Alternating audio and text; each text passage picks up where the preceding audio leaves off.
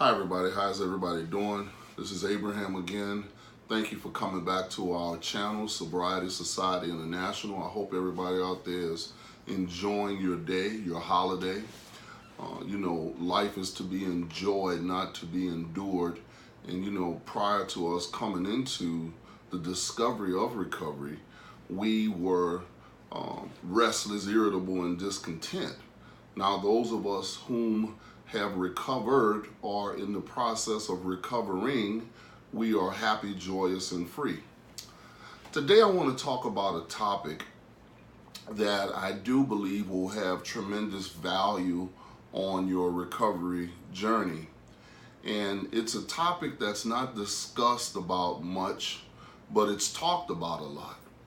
And it's not really covered in depth in some circles. And as always, we're not trying to be the authority or the expert on anything because no one has been able to adhere to any expert opinions to these principles. But what I do want to talk about is a topic that will enhance your learning curve in your pursuit of recovery. And that topic is simply sponsorship. Sponsorship is a very, very interesting topic for some, but for those of us whom have recovered and sponsored other people, we have some clarity on the correct and the incorrect ways of doing it. It's such an interesting topic until not even the first 164 pages of the big book mentions the word sponsorship. But what it does talk about when you get to step 4, it talks about to work with an understanding person or possibly a religious person or someone who will understand where you're coming from and not be judgmental. I want to give you a few minutes to grab your big book dictionary that we talked about, because we're going to be looking at the definition, not Abraham's definition, of sponsorship, and we will also be diving into our 4th edition of the Big Book of Alcoholics Anonymous. So, with that being said, let's start to dive in. Let's first take a look at what the Big Book Dictionary, or how the Big Book Dictionary defines the word sponsorship. First, it talks about sponsors. And we find that the word sponsor is in our book 64 times, but they're only in the stories, not in the first 164 pages that I alluded to earlier. So it's important for you not to just read the first 164 pages, but the entire book. True, the first 164 pages clearly lay out the path to recovery, but the stories also coincide with the 164 pages. Now I want to read to you what the definition of a sponsor is, according to the Big Book Dictionary. They say that a sponsor is one who presents a candidate or sponsee and undertakes responsibility for the person's spiritual welfare. Another definition, one who assumes responsibility to some other person during a period of instruction. And then there's a footnote. In AA, sponsors and sponsored meet as equal. Sponsors and those that are being sponsored, sponsees. Just as Bill and Dr. Bob did. As we know, Ebby Thatcher was Bill W.'s sponsor, and Bill W. was Dr. Bob's sponsor. Essentially, the process of sponsorship is this.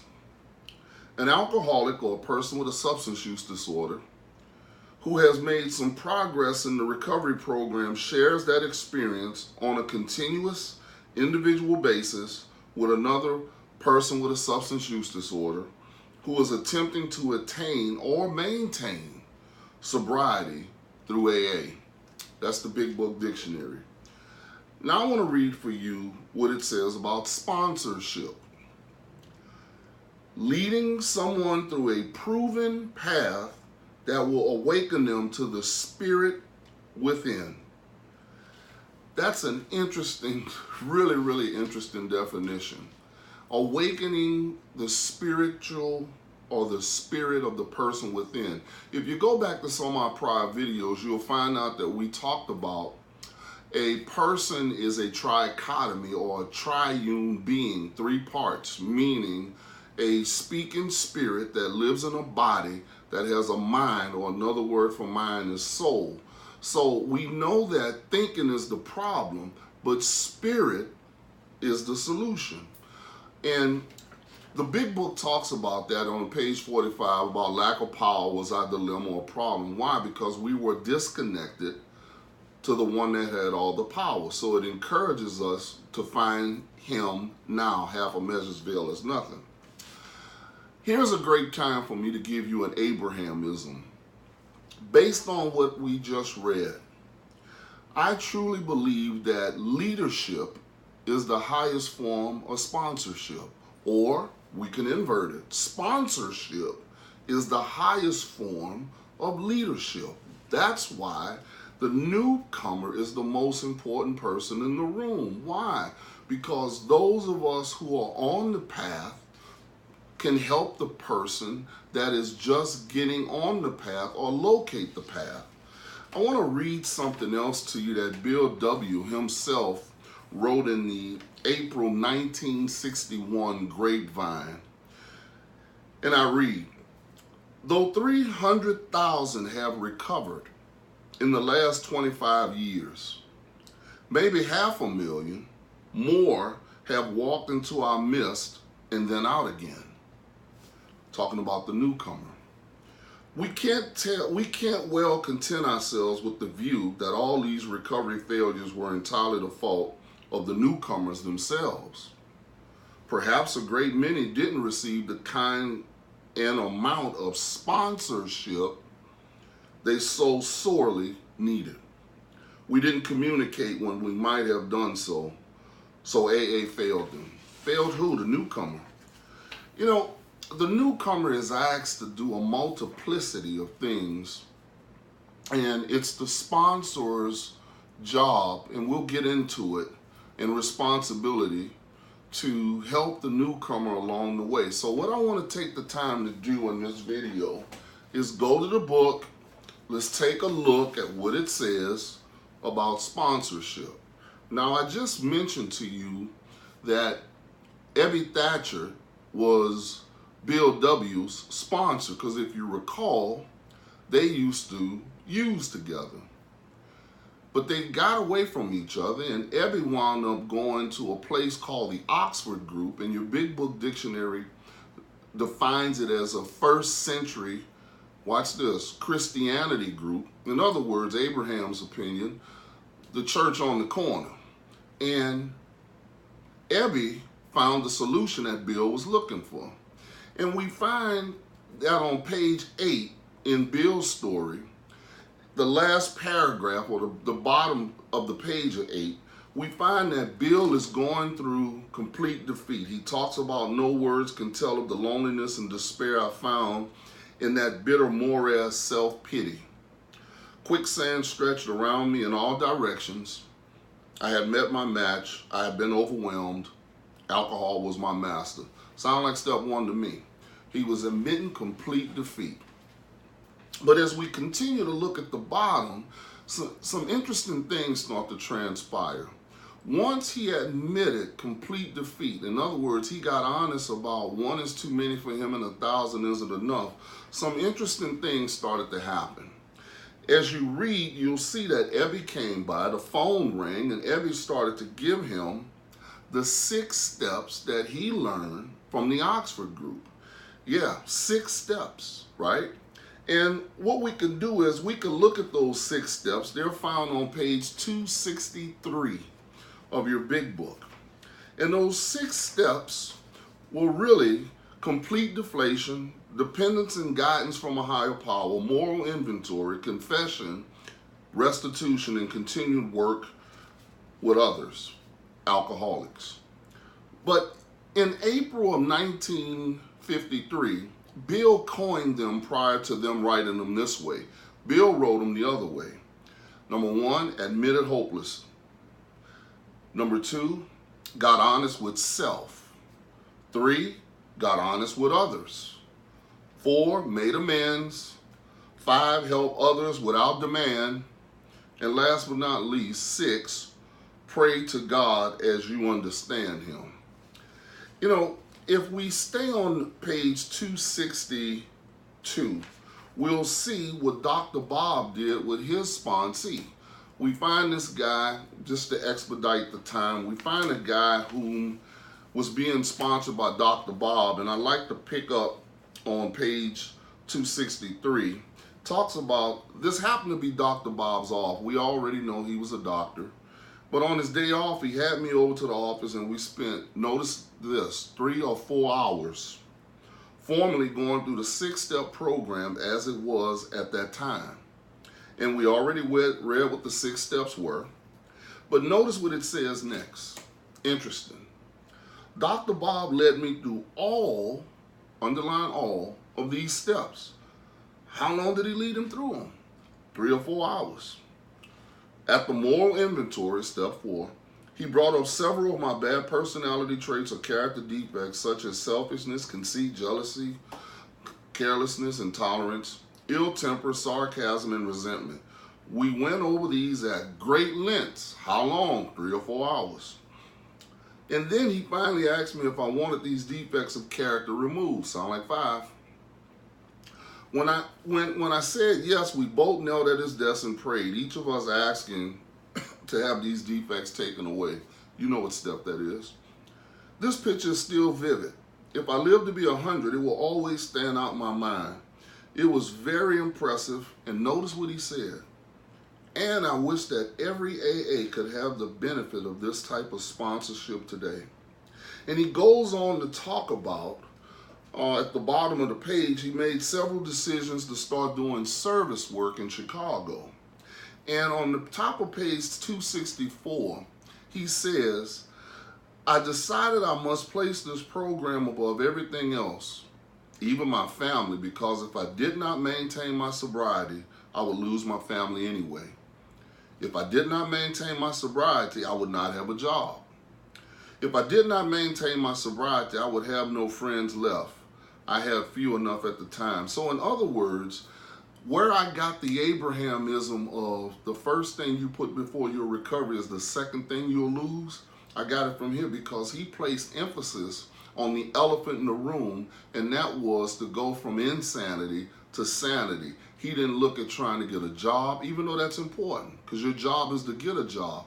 But never work harder on a job than you work on yourself. So, to get to the point, I want to show you a couple of things about sponsorship, and I wrote them down. Let's first talk about what does a sponsor do.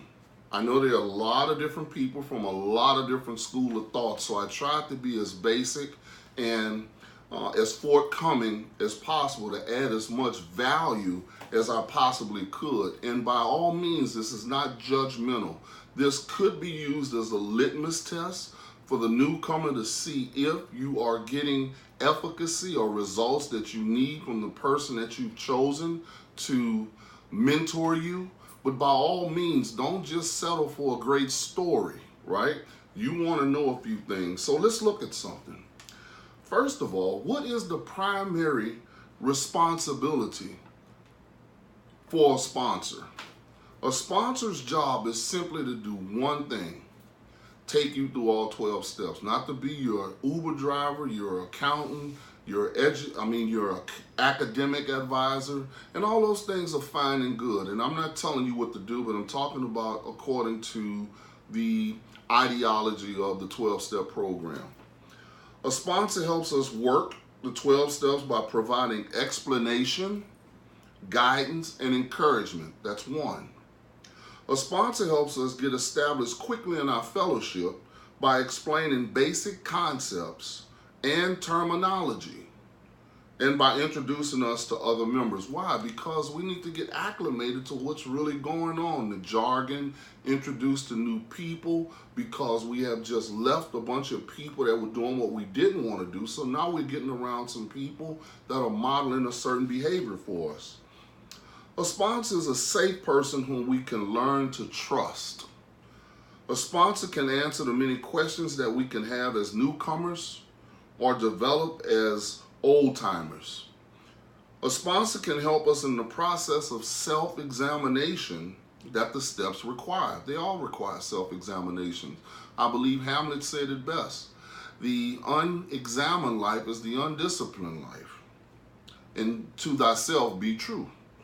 A sponsor encourages us to read the basic text, the textbook of our fellowship, whichever one you choose, NAAA, whatever A, and other program literature, and to engage in fellowship activities and service work. Very important to get involved.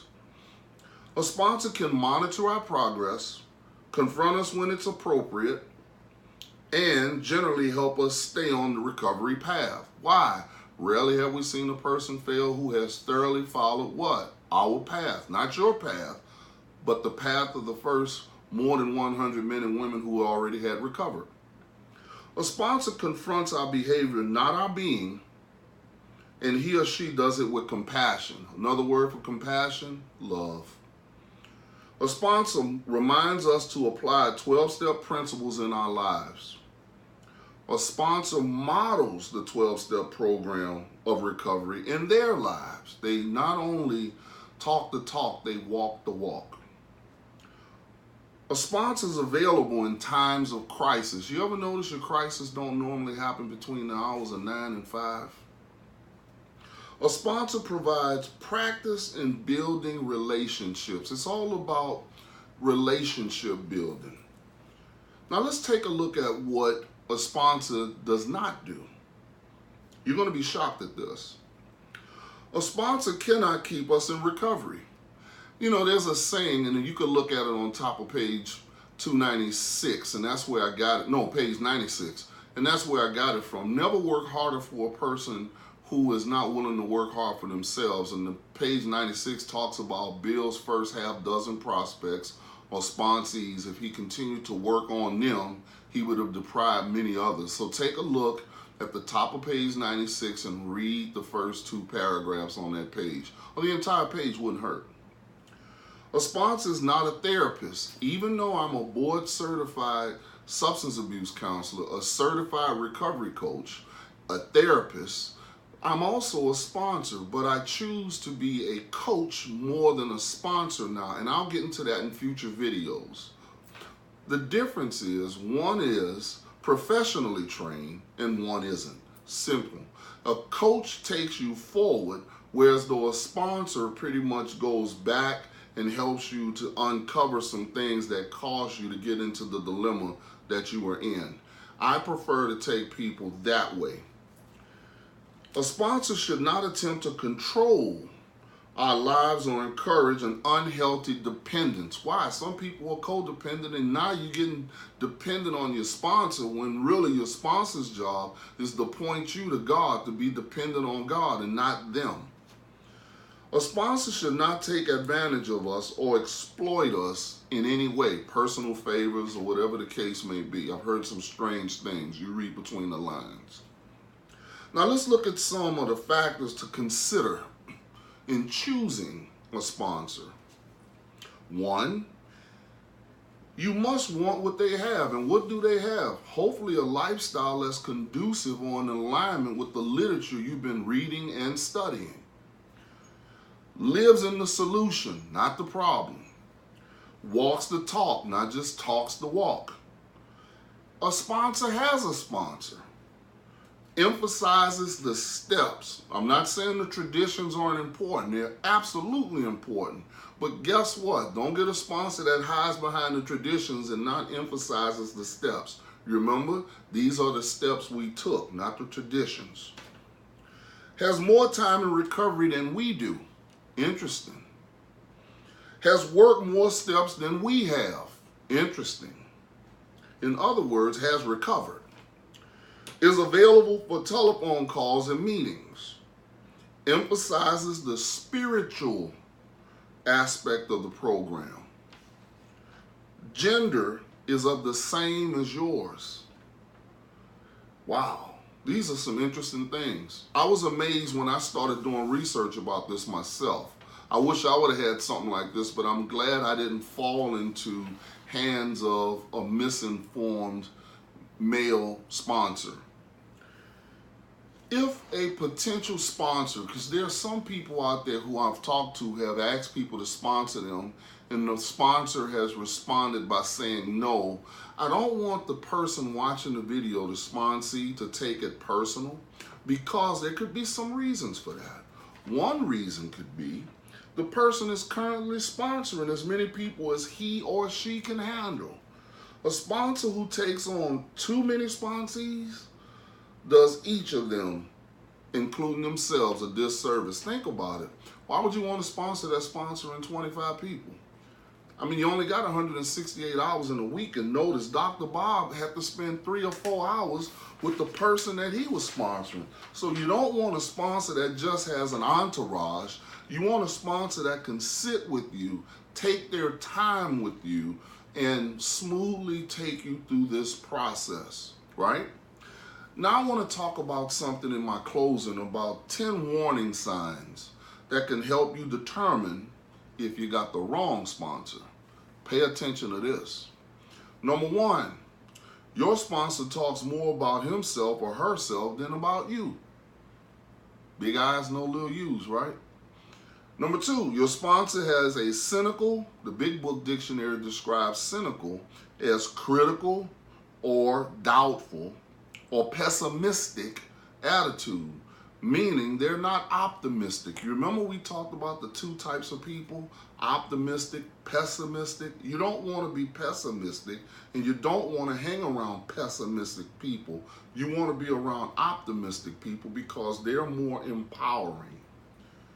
Number 3, your sponsor has trouble finding time for you. We just covered that. There are only 168 hours in a week, people. Your sponsor agrees with you when you blame your problems on other people.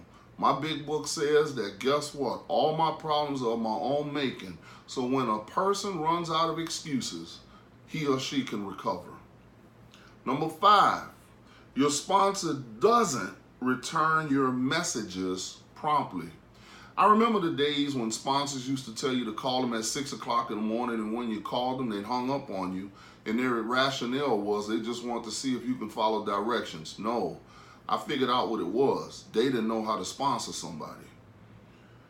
Number 6, your sponsor is rigid, restless, irritable, and discontent, too harsh in his or her approach. Just because you have a substance use disorder doesn't mean that you're not a mature person. So there's no need for us to be harsh with the newcomer, simply because, guess what? We remember how it was for us. So we have to use some compassion with the newcomer, because those of us that know who sponsor people, we realize that addiction isn't a choice, but recovery is. Number 7, your sponsor tries to psychoanalyze you. Number 8, your sponsor isn't a good listener. You know, coaching is all about listening and mirroring back to the person what they said to you. And this is why those of you that know me, you know I ask a lot of questions simply because all the answers are in the questions. But the problem is most people don't ask the right questions, or they're not patient enough to listen to the answer that the newcomer wants to give them. Who knows your truth better than you? I'm just a vessel just to help you along the way. Number 9, your sponsor asks you to run his or her own personal errands. I'm going to leave that alone. Number 10, your instincts, your inner man, your spirit, tells you that he or she isn't the right sponsor for you. You know when a person isn't right for you. Or here's another Abrahamism. The best way to tell a crooked stick is to put a straight one next to it. I'm going to close with this. Having the wrong sponsor can disrupt recovery and should be addressed as soon as possible. Addiction recovery is a lifelong process of dedication and hard work and resources. And guess what? Like a solid sponsor can help provide the important support needed to learn to live free from addiction. I want to now tell the sponsee what your job is. Your job is simply to be honest, open-minded, and willing to do what the sponsor asks you to do, as long as it's ethical and it's in alignment or congruent with what the book says or what the literature says. Now I want to leave you with a challenge. And the challenge is this. Before midnight, December 31st, 2018, I want the newcomer to do this.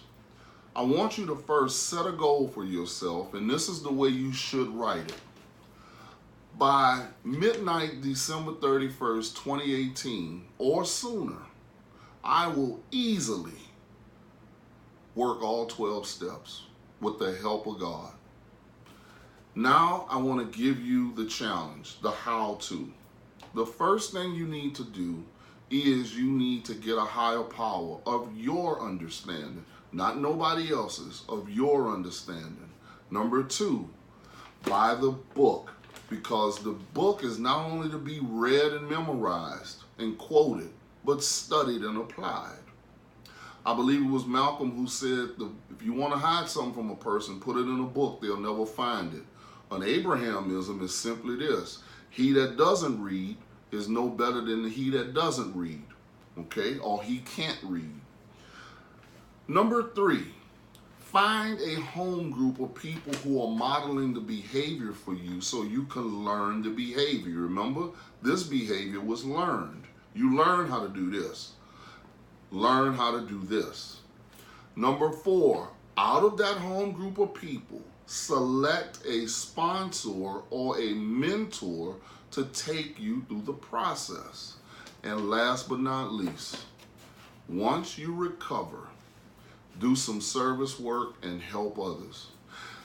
I want you to subscribe to the channel, press the notification so you can get upcoming videos. Please, by all means, share it with your friends.